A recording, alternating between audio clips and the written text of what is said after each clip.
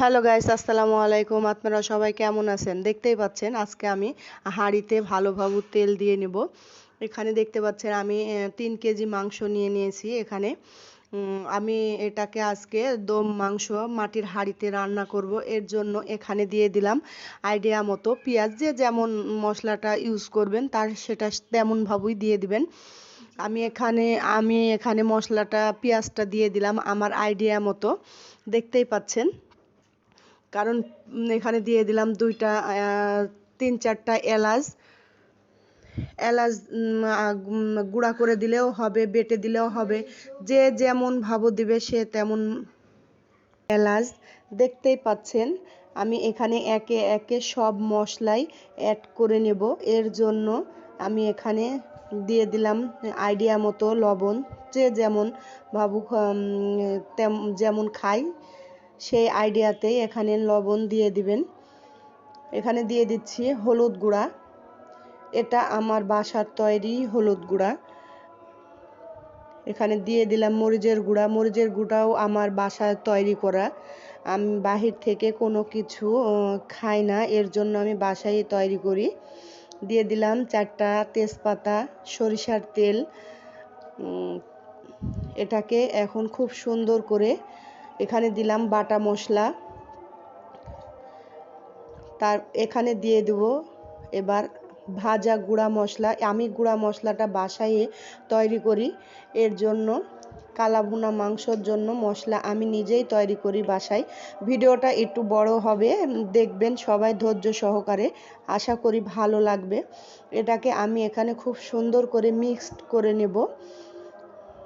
খুব সুন্দর করে এটাকে মিক্সড করে এই যে আমি হাঁড়িতে তেল দিয়ে রাখছিলাম, এটা শুকাইয়ে গেছে।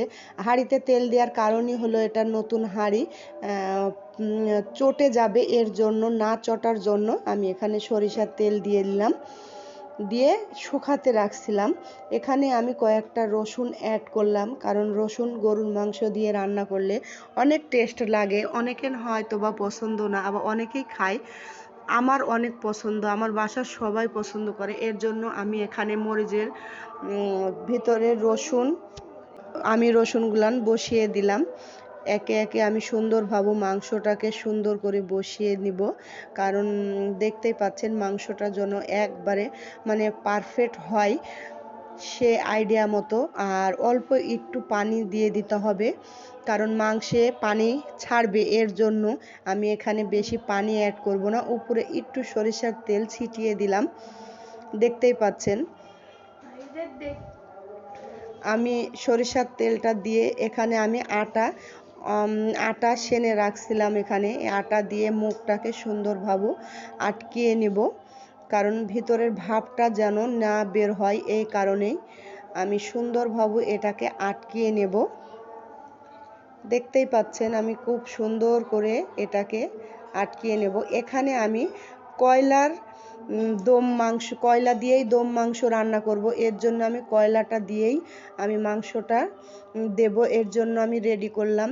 দেখতেই পাচ্ছেন আমার কয়লা মোটামুটি রেডি হয়ে গেছে। এখন আমি হাঁড়িটাকে উঠিয়ে দিলাম।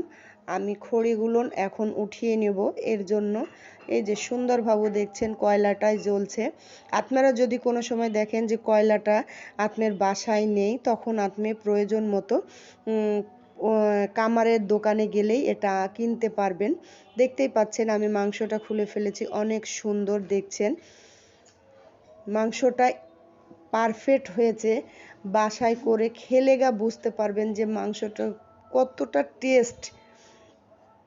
আমার মেয়ে তো খাওয়ার জন্য অস্থির। এর জন্য আমি এই যে মোটামুটি আজকে আমাদের খাবার গরুর কালা ভুনা, রোস্ট, পোলাও, ভাত সব কিছু দিয়ে আজকে আমরা একসঙ্গে খেতে বসবো।